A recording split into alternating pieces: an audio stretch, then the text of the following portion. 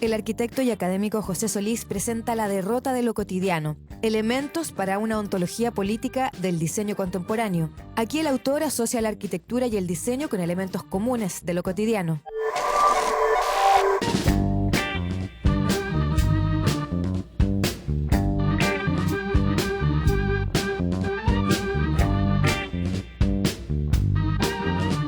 Se trata de mi primer trabajo. En realidad constituye una reflexión poco usual, diría yo, en el campo de la arquitectura. En general los arquitectos estamos acostumbrados más bien a enfocarnos al hacer, a las cuestiones más bien de carácter proyectual, ¿no? Lo que en general el sentido común asocia al mundo de la arquitectura, ¿no? Al diseño, etc., ¿no?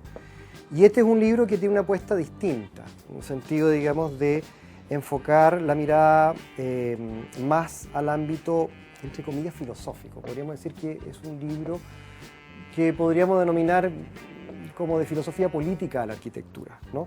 Y el foco específico de ese análisis es aquello que muchas veces los arquitectos trabajamos constantemente como nuestra materia prima fundamental, pero que precisamente por ser esa materia prima algo tremendamente cercano, no lo vemos, que es justamente la vida cotidiana.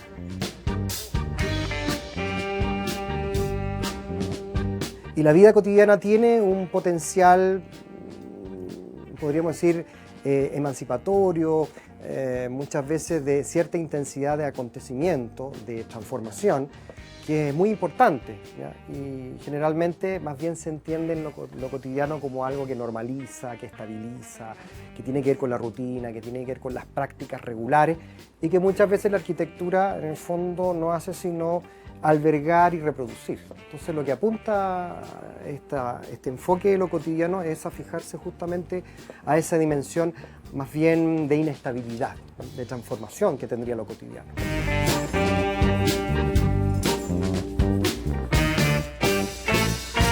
Vivimos un mundo cada vez más técnico, más abordado precisamente por las lógicas productivas, pero esa productivización, en vez de liberar a los sujetos, más bien los ha terminado sometiendo. Y en ese sentido podríamos hablar de una derrota de lo cotidiano, ¿no? En la medida en que lo cotidiano, teniendo como núcleo el trabajo, fue confiada, digamos, a su suerte, la emancipación, podríamos decir que cada vez trabajamos más, pero al mismo tiempo menos libres somos. Y de alguna manera esa derrota de lo cotidiano estaría marcado por esa condición, por ese giro en el fondo.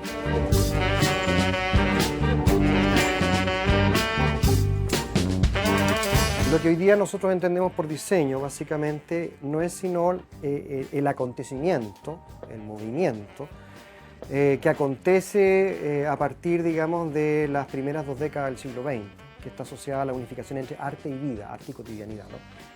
Lo que trabaja fundamentalmente en las vanguardias plásticas del principio del siglo, ¿no?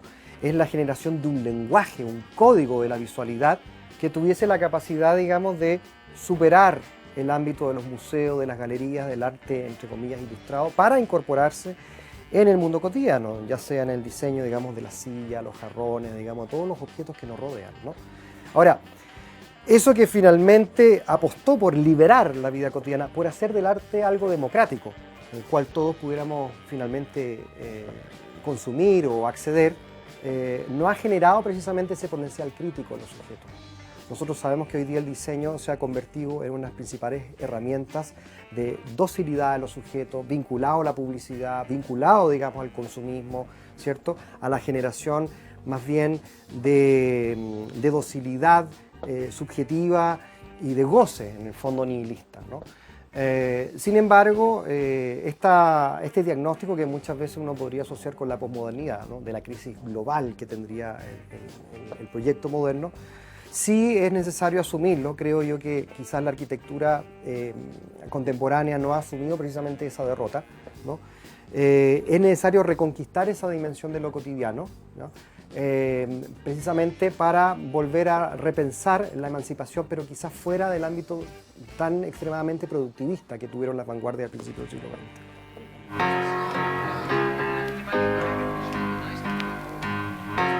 Bueno, este es mi primer libro, digamos. Yo, de alguna manera, en el fondo, consolida un trabajo que desde el mundo académico he ido desarrollando siempre respecto a la vida cotidiana, ¿no? Y yo creo que esta apelación al cotidiano tiene que ver, digamos, con la necesidad de pensar la arquitectura más allá de los lindes de la profesión, ¿sí? El cotidiano es un lugar de disputa entre disciplinas, ¿no? No solamente las ciencias humanas, sino que también dentro del campo del arte, la arquitectura, el diseño, qué sé yo, digamos, todo el gran arco de aquellas manifestaciones que tienen al cotidiano como su principal materia de elaboración y de reflexión en este sentido.